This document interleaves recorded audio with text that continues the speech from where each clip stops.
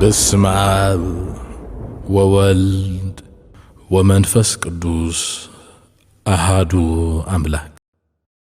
አደረ ላዕሌሃ ቃል ሥጋ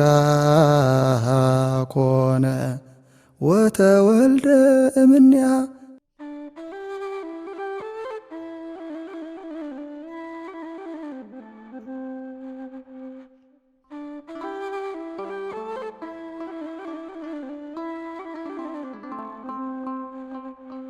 ሰላምና እግዚአብሔር ምስኩላትና ይኹን ዝኸበርኩም ተኸታተልቲ መደብ ልሳን ተዋህዶ ቤተክርስቲያን ኤርትራ እዋናዊ ሓበሬታን ሰሙናዊ ነጥፈታት ቅድስት ቤተክርስቲያን ሒዝልኩም ዝቐርብ ናይ አውደ ዜና መርሃ ግብርና እንሆ። ሰናይ ምክታል። ብፁዕ ቅዱስ አቡነ ባስልዮስ ማርቶማ ማቴዎስ ሳልሳዊ ፓትርያርክ ኦርቶዶክሳዊት ቤተክርስቲያን ማላንካራ ህንድ ናብ ብፁዕ ቅዱስ አቡነ ባስልዮስ ቀዳማዊ ሻርሻይ ፓትርያርክ ወርእሰ ሊቃነ ጳጳሳት ኦርቶዶክስ ተዋህዶ ቤተክርስቲያን ወግዓዊ ክርስቲያናዊ ሰላምታን ፍሉይ ናይ ክብሪ ዕድመን ሊኾም። ብፁዕ ቅዱስ አቡነ ባስልዮስ ማርቶማ ማቴዎስ ፓትርያርክ ኦርቶዶክሳዊት ቤተክርስቲያን ማላንካራ ህንድ ናብ ብፁዕ ቅዱስ አቡነ ባስልዮስ ቀዳማዊ ሻርሻይ ፓትርያርክ ወርእሰ ሊቃነ ጳጳሳት ዝሃገር ኤርትራ ወግዓዊ ክርስቲያናዊ ሰላምታን ፍሉይ ናይ ክብሪ ዕድመን ሊኢኾም። ቅዱስነቶም ኣብ መልእኽቶም ድሕሪ ዓሚቑን ሕውነታውን ሰላምታ ኣብቲ ብደረጃ ቤተ ክርስቲያን ህንድ ራብዓይ ጊዜ ክካየድ ተመዲቡ ዘሎ ፍልሃተ ቅዱስ ሜሮን ብፁዕ ቅዱስ አቡነ ባስልዮስ ኣብቲ ሰሙን ፍልሃተ ቅዱስ ሜሮን ብጸሎትን ሱባኤን ሓቢሮሞም ክቐንዩ ላዕለዋይ ልኡኽ ቅዱስ ሲኖዶስ ድማ ብኣካል ክሳተፍ ናይ ክብሪ ዕድመ ሊኢኾም። ብፁዕ ቅዱስ አቡነ ባስልዮስ ቀዳማዊ ሻርሻይ ፓትርያርክ ብወገኖም ብፍሉይ መልእኽቲ ብፁዕ ቅዱስ አቡነ ባስልዮስ ማርቶማ ማቴዎስ ዝተሰምዖም ሓጎስ ብምግላጽን ከም ፍቃድ እግዚአብሔርን ከምቲ ቃልን መንፈስን ናይቲ ናይ ክብሪ መልእኽቲ ኣብቲ ዝተባህለ ሰሙን ብጸሎትን ሱባኤን ሓቢሮም ከም ዝቕኒ ብምርግጋጽ ንመልእኽቲ ቅዱስነቶም ምስ ዝርዝር ሓበሬታኡ ኣብ ስሩዕ ጉባኤ ቅዱስ ሲኖዶስ ኣቕሪቦም። ቅዱስ ሲኖዶስ ብወገኑ ደጊሙ ብፍሉይ ናይ ክብሪ መልእኽትን ሕውነታዊ ሰላምታን ዝተሰምዖ ሓጎስ ብምግላጽ ብቅዱስነቶም ንቤተ ክርስቲያን ኤርትራ ዝተዋሃበ ዕድል ኣመስጊኖም። ኣብዚ ካብቲ ዝለዓለ ምስጢራት ቤተ ክርስቲያን ዝኾነ ፍልሃተ ቅዱስ ሜሮን ንምስታፍ ዝቐረበ ናይ ክብሪ ዕድመ ብምቕባል ዝለዓለ ልኡኽ ቅዱስ ሲኖዶስ ክሳተፍ ድማ ተወሲኑ።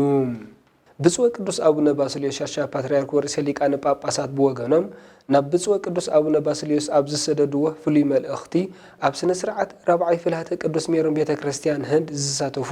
ዝለዓሉ ልኡካን ቅድስት ቤተ ክርስቲያን ምስ ቅዱስ ሲኖዶስ ብሓባር ብምዃን ከም ዝተመዘዙ ብምግላጽ እዚ ንፈለማ እዋን ብደረጃ ቅዱስ ሲኖዶስ ናብ ቤተ ክርስቲያን ህንድ ዝግበር ዘሎ ምስታፍ ፍልሃተ ቅዱስ ሜሮን ወግዓዊ ምምጻሕ ልኡኽ ቅዱስ ሲኖዶስን ነቲ ካብ ኣቦታትና ሃዋርያት ጀሚሩ ዝጸንሐ ሰንሰለቱ ዝዓቀበ ሃዋርያዊ ጥምረትን ሓድነትን ክልቲአን ኣሓድ ኦርየንታል ኣብያተ ክርስቲያናት ናብ ዝለዓለን ዝዓመቑን ደረጃ ሕውነታዊ ዝምድና ዘብጽሕ ጅማሮ ምዃኑ ብምግንዛብ ነዚ ዝምድና እዚ ዘጠንክሩን ዘማዕቡልን ዲፕሎማስያውን ፕሮቶኮላውን ቤተ ክርስቲያናውን ሓሳባት ዘጠቓለለ ግብረ መልሲ ከም ዝለኣኹ ቤት ጽሕፈት ወጻእ ዝምድናታትን ፕሮቶኮላዊ ጉዳያትን ቅዱስ ሲኖዶስ ኣፍሊጡ።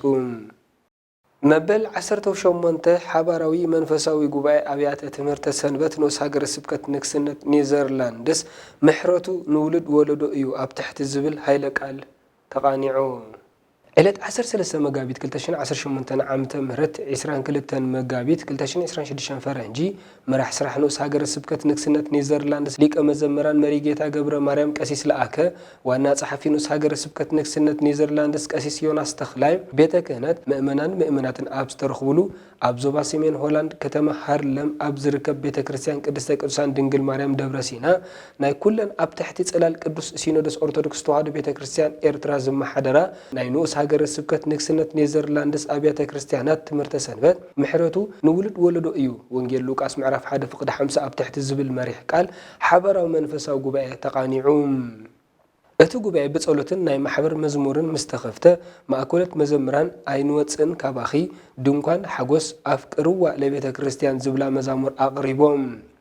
ካብዚ ብምቕጻል ብመሰረት መሪሕ ቃል ናይቲ ጉባኤ ብመጽናዕታዊ ጽሑፍ ዝተሰነየ ሰፊሕ ትምህርቲ ብዲያቆን ኤርምያስ ሓደራ ተዋሂቡ። ካብ ተጋባእትን ዝቐረበ ዝተፈላለየ ሕቶታት ከዓ ግቡእ መልሲ ተዋሂቡ። ብድሕሪዚ ናይ ኩለን ኣብያተ ትምህርተ ሰንበት ዓበይቲ መዘምራን እቲ ምሕረቱ ዘይነጽፍ ዒላዩ ከመስግና ቀዋምያን ለነፍሳት ዝብላ 3 መዛሙር ኣስሚዖም። ኣብ መወዳእታ ኣካያዲ ስራሕ ንኡስ ሃገረ ስብከት ንግስነት ኔዘርላንድስ ሊቀ መዘምራን ገብረ ማርያም ቀሲስ ለኣከ ብእምነትና ክንጸንዕ ኣብ እነገልግለሉ ቤተ ክርስቲያንን ቤት ትምህርቲ ሰንበትን ሓላፍነትና ክንዓምም ድሕሪ ምምዓዶም ነቶም ናብ ቤተ እግዚአብሔር ብዘይ ምቕራቦም ብጭንቀትን ብወልፈታትን ዝሳቀዩ ዘለዉ ወገናትና ድማ ብዓይኒ ፍቅሪ ጠሚትና ናብ ቤተ እግዚአብሔር ምምላሶም ናይ ኩላትና ሓላፍነት እዩ ብምባል ኣባታዊ ለባኦምን ምኽሮምን ኣመሓላሊፎም እቲ ጉባኤ ድማ ብዓብይ መንፈሳዊ ማዕረግ ብጸሎትን ምህላን ተዛዚሙ ላዕለዋይ ልኡኽ ቅዱስ ሲኖዶስ ኦርቶዶክስ ተዋህዶ ቤተክርስቲያን ኤርትራ ናብ ኦርቶዶክስ ቤተክርስቲያን ማላንካራ ህንዲ ኣምሪሑ ላዕለዋይ ልኡኽ ቅዱስ ሲኖዶስ ኦርቶዶክስ ተዋህዶ ቤተክርስቲያን ኤርትራ ኣብ ራብዓይ ፍልሃተ ቅዱስ ሜሮን ንምስታፍን ናይ ፈለማ ወጋዓዊ ርክብን ምብጻሕን ንምግባር ዕለት 25 መጋቢት 2026 ፈረንጂ ናብ ሃገር ህንዲ ኣምሪሑ እዚ ላዕለዋይ ልኡኽ ብመሰረት ወጋዓዊ ዕድመ ብፁዕ ቅዱስ አቡን ባስልዮስ ማርቶማ ማቴዎስ ፓትርያርክ ቤተክርስቲያን ህንዲ ንብፁዕ አቡነ ሉቃስ ሊቀ ጳጳስ ዶብ ዓዲ ቀይሕን ዋና መሓዳሪ መንበረ ፓትርያርክን ብፁዕ አቡነ መርቆሬዎስ ጳጳስ ሃገረ ስብከት አንሰባ ብፁዕ አቡነ ሳዊሮስ ጳጳስ ሃገረ ስብከት መንደፈራ ከምኡውን ቀሲስ በረኸት ኪዳነ ሓላፊ ወፅ ዝምድናታትን ፕሮቶኮላዊ ጉዳያትን ቅዱስ ሲኖዶስ ዘጠቃለለ ናይ ፈለማ ልኡኽ ኮይኑ ዝኸይድ ዘሎ እምበር ክቡራት ተኸታተልቲ ንሎሚ ዝበልናዮም ዜናዊ መሰናዶታት እዞም ክትከታተሎም ጸናሕኩም እዮም ነይሮም ኣብ ዝመጽእ ሰሙን ብኻልእ ዜናዊ መሰናዶ ክሳብ ንራኸብ ሰላም እግዚአብሔር ምስ ኩላትና ይኹን